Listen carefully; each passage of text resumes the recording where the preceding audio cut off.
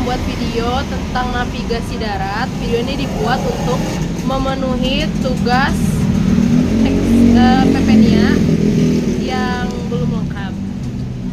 Saya akan menjelaskan materi ini sesuai dengan yang saya ketahui.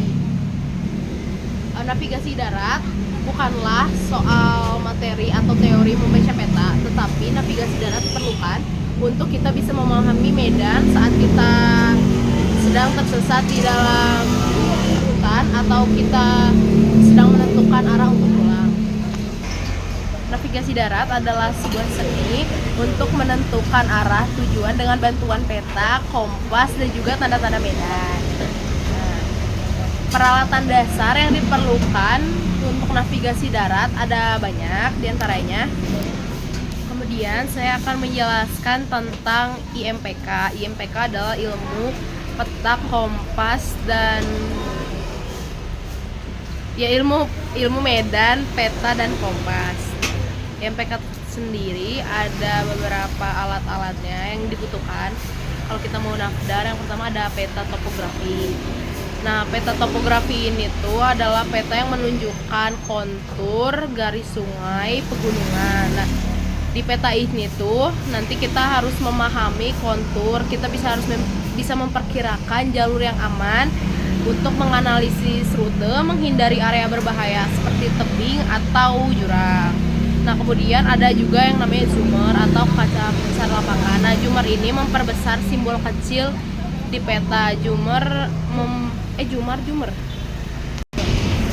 Nah, zoomer ini untuk melihat simbol, untuk memperbesar simbol-simbol seperti mata air, terus kayak pos, kontur yang rapat, medan perjalanan, dan juga arahnya. Nah, kemudian ada kompas bidik. Kayak kompas bidik itu tuh untuk menentukan arah.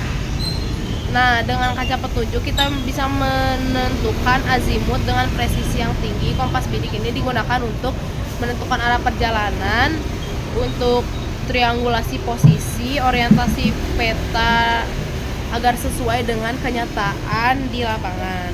Nah, kemudian ada alat tulis yang bisa kita pakai untuk menentukan titik-titik di peta agar sesuai. Terus cara membaca peta. Yang pertama kita harus memahami dulu legenda dan skala. Nah, skala ini menentukan jarak sebenarnya dengan jarak yang ada di peta. Nah, garis kontur ini memperlihatkan struktur medan semakin rapat semakin curam. Nanti kita harus melihat mana itu sungai, pegunungan, saddle, dan juga lembah. Terus kita harus menentukan posisi awal dan tujuan sebelum bergerak. Kemudian ada orientasi peta. Orientasi peta itu diperlukan visual atau kompasnya diselarakan dengan utara peta. Kemudian jarum kompasnya nanti kan bergerak. Nah, nanti orientasikan peta dengan medan, letakkan kompas di atas peta, sejajarkan utara dengan utara. Jadi utara peta dengan utara kompas itu harus disejajarin. Terus nanti si petanya itu udah searah dengan realnya. Nah, baru kita bisa membaca rute dengan benar.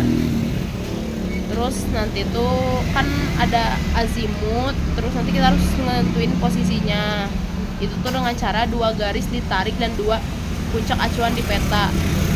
Nah, itu tuh nanti satu-satu misalnya ada yang namanya tuh. Kemudian habis itu nanti kita akan membidik jalan.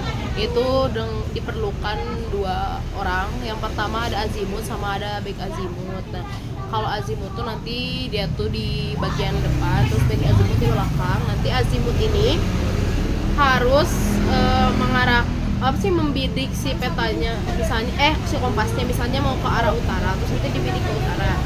Nanti si azimut ini yang jadi azimut nanti jalan ke depan, nanti kayak nandain misalnya dia pengen azimut ke arah utara, terus ada pohon ditandain. Nah, nanti si azimut ke dekat pohon itu berdiri pas di titik itu, terus nanti back azimutnya maju ke tempat awal si azimut berdiri.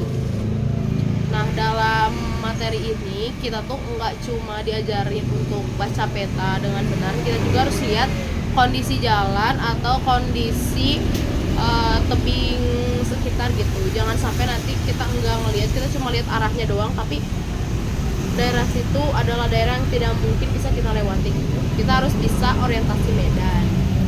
Oke, sekian pematerian tentang navigasi darat. Terima kasih sudah